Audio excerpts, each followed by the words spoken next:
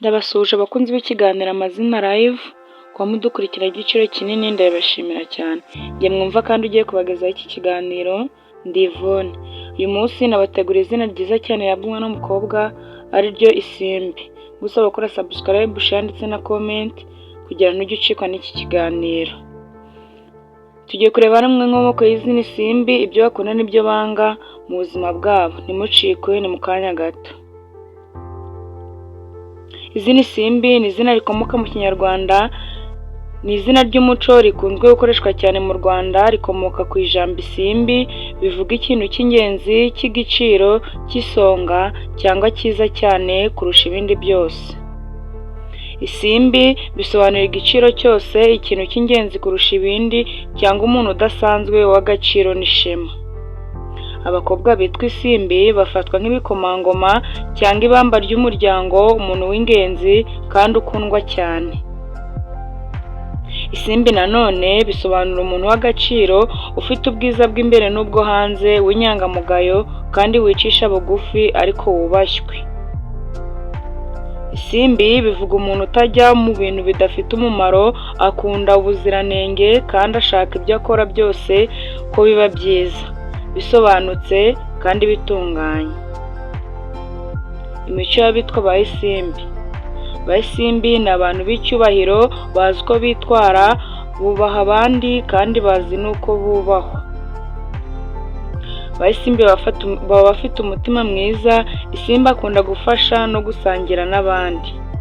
Isimbi aba afite uburanga n'ubuhanga, ni abahanga mu bitekerezo, bafite udushya kandi bakora ibintu byiza byose. Ba Isimbi baba batuje, ntibakunda amagambo menshi, bakunda amahoro n'ubwitonzi. Ba Isimbi kandi baba bizerwa. Isimbi nanone aba umuntu w'ukuri, wizerwa kandi w'umunyabupfura. Imyitwarire ya ba Isimbi. Ba Isimbi usanga bahora bagira ubutwari butuje, ntabwo basakuza ariko ibitekerezo byabo birakomeye. Bakunda kuba mu buryo bwiza. Isimbi akunda kuba mu buryo bwiza, ku buryo ahari haba hateguye, hafite isuku kandi haboneye. Isimbi akunda kwambara neza no kugaragara mu buryo butangaje ariko buciriritse. Ntajya yihutira kuvuga, ahubwo atekereza neza mbere yo gukora cyangwa kuvuga. Isimbi iyo ari mu bantu aba afite ubwitonzi, ariko abantu bamukunda kubera uburyo yitwara neza.